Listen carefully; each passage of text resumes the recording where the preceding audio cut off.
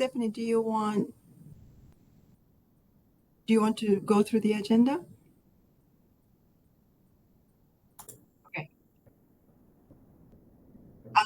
Good afternoon, everyone. I am Marta Alvarez. I am the Global Director of Information Reporting at eBay. And today we will talk about what is a Form 1099-K, when are 1099-Ks made available, and what are the reports available to sellers, and how to update your information.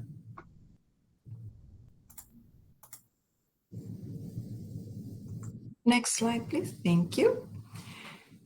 This is a reminder for those of you already familiar with Forms 1099-K, and it provides an overview for those not yet familiar with the form. We're going to talk about what is Form 1099-K, what it reports, and why would a seller receive one. Form 1099-K is an information return. It's issued by marketplaces like eBay. It's issued by payment apps and other payment providers for goods or services transacted through their apps or marketplaces. You would have received a 1099-K from eBay if the gross amount of your 2024 transactions met or exceeded the federal or your state of residence reporting threshold, or if you were subject to backup withholding for the year. You would be subject to backup withholding if eBay does not have your tax identification number, or if the IRS has notified eBay that the name or tax identification number eBay has on file does not match their records. Next slide, please. eBay's 1099-Ks have been made available online in Seller Hub and or my eBay since January 31st. If you want to receive a paper copy, you can opt to do so on the same page as the electronic 1099-K is available for download. This option will be effective prospectively until you change your default to electronic. And the forms are available under Seller Hub if you hover over payments and then go to taxes, or you go under My eBay account, select payments, and then select reports and taxes. Next slide, please. eBay makes reports available to sellers to help you understand each transaction. These reports provide information on gross versus net proceeds, refunds, etc. That can be helpful to you when filing your income tax return. To access the reports, you go again to Seller Hub, select payments, select taxes, and then view guide, or you can access them through My eBay by selecting account, payments, reports and taxes, and view guide. Next slide, please. You would have received a 1099-K from eBay if the gross amount of your 2024 transactions met or exceeded the federal or your state of residence reporting threshold, or if you were subject to backup withholding for the year. As required, Forms 1099-K report gross proceeds, not net proceeds. The reporting threshold for 2024 was $5,000. The announced reporting threshold for 2025 is $2,500, and the announced reporting threshold for 2026 is $600, unless Congress makes a change or the IRS issues different guidance. Next slide, please. Lastly, we want to talk to you about how to update your account information and why it is important to have that information be accurate and up to date. Having your information up to date and correct prevents payout delays. It also ensures that your 1099-K is issued correctly and it is filed with the proper state. It also prevents backup withholding that is required to be applied if eBay does not have your tax ID or if the IRS notifies eBay that your name or your tax identification number do not match their records. For individuals and sole proprietors, in order to update your information, you go through My eBay, select Account, select Personal Information, or if requested via banner, you can also access your information and update it accordingly. For business sellers, to update the information, you go through My eBay, select Account, and select Business Information. Additionally, if you are a single member LLC, there are options that you can select on how you want your 1099-K issued. And with that, I want to thank you for participating in this breakout session. It's been a pleasure presenting to you, and we will have a Q&A after Greg finishes his presentation. Thank you very much. Thank you so much, Marta. And thank you, everyone, as well. Now on to somehow a less exciting topic, government regulations. If we could, Stephanie, if we could go to the next slide. So the Informed Consumers Act is something that might have impacted you or might not have impacted you. And if it hasn't impacted you as a seller, it's likely that you might not have heard of this. So I want to start this presentation by going quickly over the Informed Consumers Act. What is it? Who does it impact? And how, as a seller, are we asking you to respond to this regulation? So just for everybody's awareness, each one of the slides is going to have a question that I'm going to look to answer in the slide in the upper left-hand corner. So please refer to that if you're looking at the general sense of each slide that I am presenting. So back to the presentation. What is the Informed Consumers Act? The Informed Consumers Act requires marketplaces like eBay to collect, verify, and disclose certain pieces of required information from high-volume sellers. The intent of this law, as passed by the US Congress, was to consolidate individual state-level consumers' acts with the intent of providing buyers with additional information about their sellers to reduce the sale of stolen or counterfeit goods on online marketplaces. If we could progress to the next slide. So what is a high-volume seller, you might be asking yourself? Well, a high-volume seller is any seller that meets the following criteria: 5,000 US dollars and 200 transactions within any 12-month period over the past 24 months of new or unused items sold into the US. Once again, just to repeat that because that is a lot to take in, $5,000 and 200 transactions within any 12-month period over the past 24 months of specifically new, unused, or new or unused items sold into the US market. Next slide. So what is required from these high volume sellers? Well, as a high volume seller, we're required to collect, verify, annually recertify, and disclose certain pieces of information from you. For the collection piece, high volume sellers are required to provide eBay with certain pieces of information through an automated solution. If all of the information that you are required to provide has already been provided, then no collection and no automatic solution will be necessary. In fact, you will progress silently through this evaluation and continue well on with your selling journey. So what do we need to verify? Well, eBay needs to verify the information that we've collected from the bucket of high volume sellers through our normal KYC processes, which many of you have probably already gone through. Sellers will only be alerted if there is a complication in the KYC process, which once again, if you have already passed, there's no need to worry about. You will progress silently through the evaluation and keep on your selling journey.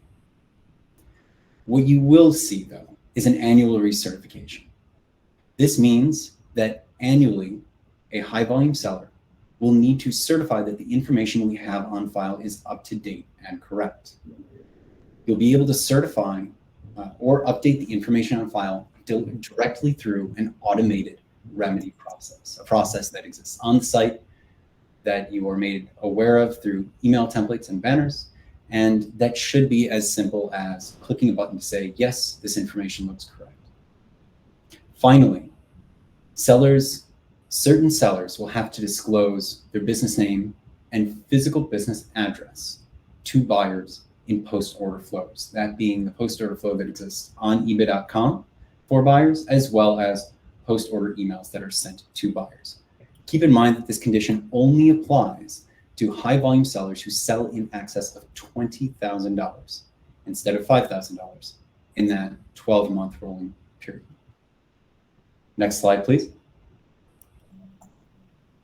Oh, I just want to quickly note in the chat, we said, what does KYC stand for? That is Know Your Customer. Know Your Customer is our standard verification process that all sellers go through once they reach a certain threshold. Given the information that you have given to us, it is a verification process on the back end to make sure that we are complying with anti-money laundering laws and other domestic and international regulations. So what information will actually be collected from sellers? Full name for the business entity. This will be the full name of a person acting on behalf of the business entity registered to the eBay account, the physical address of the business or sole proprietor, the bank account information associated with the seller, a contact phone and email, which will both be required to be verified through a one-time password, tax ID, and a photo ID of the account owner for business entities only. I'll let everybody linger on the slide for a second. And let's move to the next one.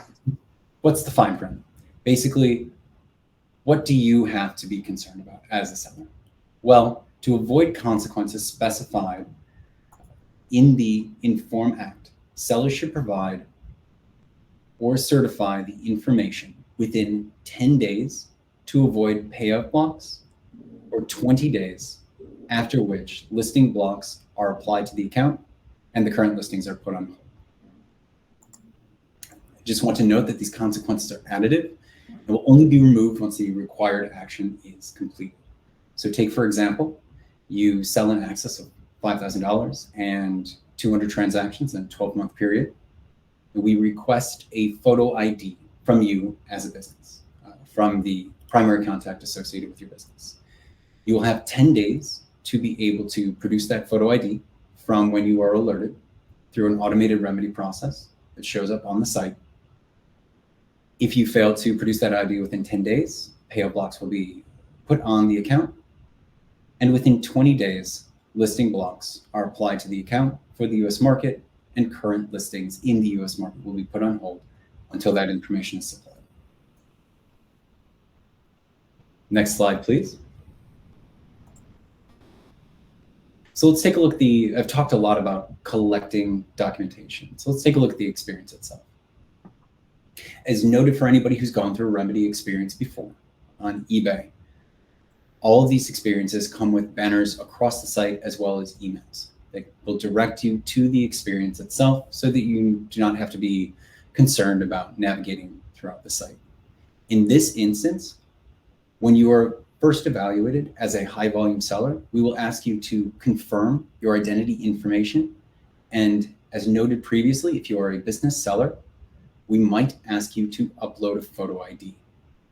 Sellers will go to the Seller Hub and click on the review link, as you can see on the left-hand side of the screen, to access the Confirm Your Identity information page. And on that page, you'll be required to either confirm the information on file or upload a photo ID. Next slide, please. In addition to this, as mentioned previously, if a phone and email are not on the account and verified, you will also be required to give a photo ID, or my apologies, give a phone and email and verify that phone and email through an automated OTP process or a simple step one-time password either sent to the phone or a one-time password sent to the email, and they're required to be entered on the given remedy screen. Next slide, please. Finally, I mentioned earlier that there was both a collection and a verification criteria. The initial collection or evaluation of the seller being when you first sold $5,000 in 200 transactions in a 12-month period, but that there's also an annual certification requirement. As you can see on the screen, the initial collection and the annual verification look very similar. If we could go back a slide, please. The annual collection, the verification look very similar, but as we've tried to keep in mind that the annual certification should be as simple as possible. We are merely presenting the information that you have on file and asking you to confirm that the information is up to date and correct. We do give you the ability to be able to edit any information on this page if you see that any information is out of date. But largely what we are asking you to do on a yearly basis is just to take a look at the information and just to click confirm if that information is correct that you see from you. And that's it from my slides.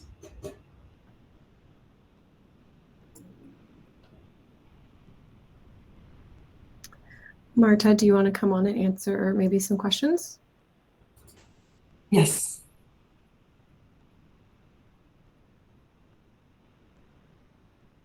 I was looking at some of the questions that were asked. So the IRS actually provides on their website some very helpful advice that eBay cannot provide tax advice, but provides some very helpful advice. If you do Google IRS 1099K FAQ questions, you would see some very, very helpful hints from the IRS. If you have, I saw that there were some questions that the 1099K did not match the sales reports. Remember that the 1099K is required to report the gross amount, not the net proceeds. And I saw another question related to, do I need Excel to print? I'm not sure if that was related to the reports. If you can elaborate that, we can try to help you with that, answering that question. Any questions for, if I haven't addressed another question, because I saw that a lot of the questions have been answered, please put it in the Q&A and I'll be happy to address it. Otherwise, I can turn it over to Greg.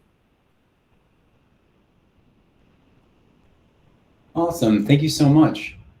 Yeah, I'm just going through the chat right now. Wanted to note that the first one that I saw was the Inform Act was suspended. That is the Inform Act. Do we wish that some regulations were held to less scrutiny? Unfortunately, the Inform Consumers Act is still available. This is a separate regulation, which, although not necessarily being suspended, might not necessarily be enforced, but that does mean that we still do have to comply. So unfortunately, you might still have to annually certify that your information is up to date and correct, but we will continue to make it as easy as possible. Up to Sarah's question from earlier, is this only for new or unused items? I'm assuming you're referring to the $500 and 200 transactions. Yes, That's only for items that are classified as new or unused. The spirit of the law is to provide transparency with sellers who are specifically selling those new or unused items to make sure that counterfeits or unlawful items are not being brought into the United States en masse. So yes, new or unused items are the only categories that we're going to be looking at contributing to that $5,000 200 transaction threshold. Is the photo for eBay or for the customer? That is the photo ID. I'm assuming this is referring to the photo ID from Karen Holtz. The photo is only going to be for eBay.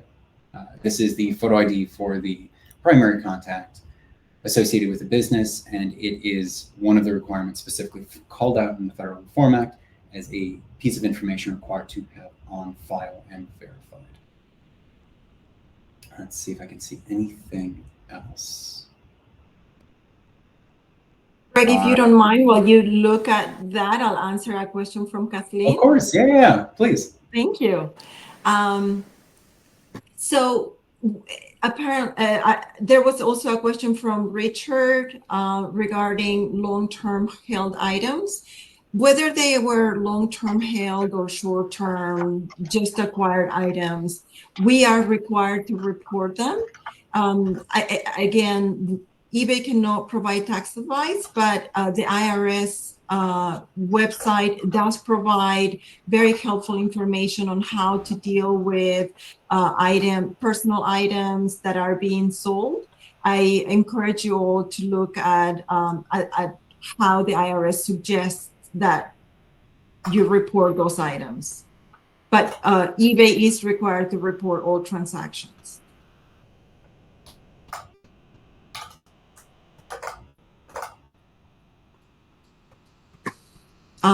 I see that Mary had a similar question regarding that most of your items were pre-owned, but they were included on the 1099-K. Again, I'm sorry, we are required to report all transactions. Do you mind if I take over? I see two questions have come back up. Awesome. JP asked if you have multiple seller accounts, do you have to go through the verification process for each eBay account? Yes, at the moment, we do ask you to go through the verification process for each eBay account. But do keep in mind, this also means that the individual limits apply to each account, and that we will not ask for verification on a given account unless that account itself sees sales totals of new and unused items of over $500 and 200 transactions combined in a 12-month period, over a rolling 12-month period over the previous 24 months. Moving down, are all individuals considered a business if they make over $20,000 in 12 months? Do we know if we need a business license? Luckily, no.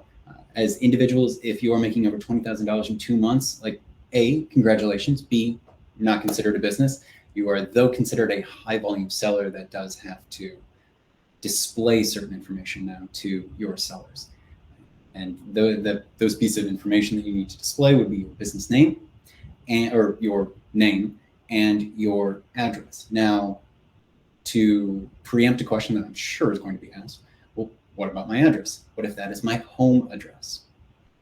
Great thing that we provided for you when this regulation first came up to be able to help preserve privacy is the ability to go into your business or personal information tab once you become a high volume seller and request an exception to the display of that address. So what we will do is curtail the address down to the state and the country available, and that will be what is displayed on the seller's post-order flows. So just once again, as an individual or sole prop, maybe a single member LLC who likely has a business address or a personal address that is a home address, you can request an exception saying that that is a home address. We are still required to give a generalized location by law, but make sure we are making steps to protect your privacy by only showing that generalized location that you provide to us as opposed to the full address. But please do make sure that you go and request an exception if you are a sole prop, single member LLC, or individual seller, and that address is a home address.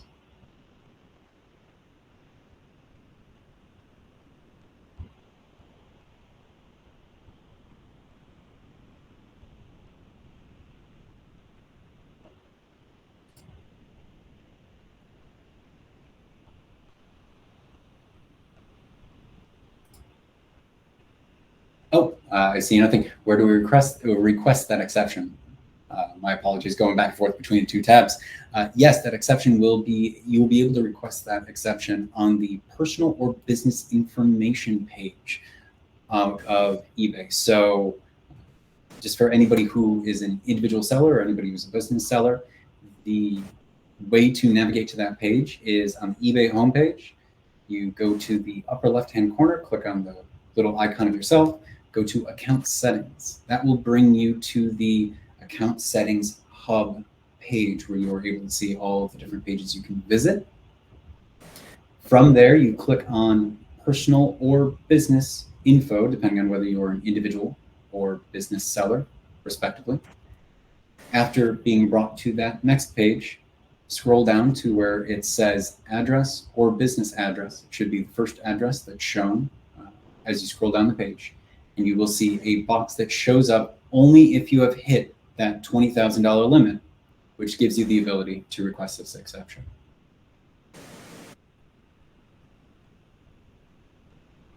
But once again, if the little box is not there, and if you have not received an email that says you are now designated as a high volume seller with $20,000, then you do not need to worry about it. Your information is not being shown. You will be alerted, and you will be given the opportunity to request an exception if that is happening. Greg, I'm looking at the question from Annette, and I'm not sure if that is for me or for you, and I'm not. If it is for me, I'm not understanding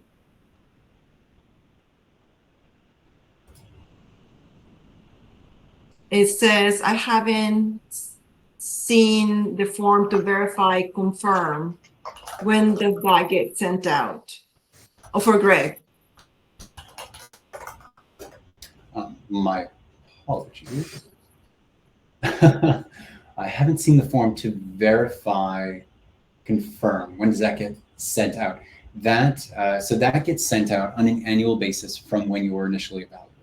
So if let's theoretically say I'm a seller, I get evaluated for the Federal Inform Act in January, that had a really good previous 12 months, sold over $5,000. Next January 2026, I will then see an email come through noting that I have 10 days to be able to confirm my information, as well as banners show up all across the site on Seller Hub, on your account settings pages that say, please click here, and it will bring you directly to that confirm flow. So it is, if you haven't seen it yet, that means that your annual recertification date has not come up yet. So be on the lookout.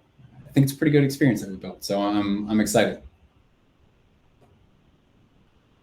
And I see there is one other comment in the chat from Gina Kim that says, so if we do not request the exception, then our home address will be shown in the listing page. I do want to make sure, and I know that because this is something, a bit of a sensitive topic, we will only be in a situation where you are required to show that information if you sell over $20,000 in 200 transactions. In this instance, you will be alerted to the fact that you now have additional requirements above and beyond just providing information. If you are alerted to that, at that point, there are multiple different ways to get to that opt-out flow. You can either get to the opt-out flow or the request an exception flow through the business or personal information page. You can get to it through any number of banners that do show up on your across Seller Hub or across the account tab in My eBay, or through the email that will be sent to you. There is a link to get to that opt-out flow. But if you do not have that email, if you do not see that additional box below your address on your personal or business information page, then you do not need to worry about this requirement at all. It will be well alerted to you when you do become eligible.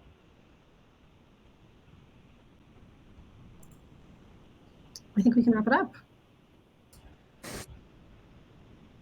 Thank you, Stephanie. Thanks, everyone. Thank you so much. Have a good rest of the day and enjoy the rest of the seller check-in.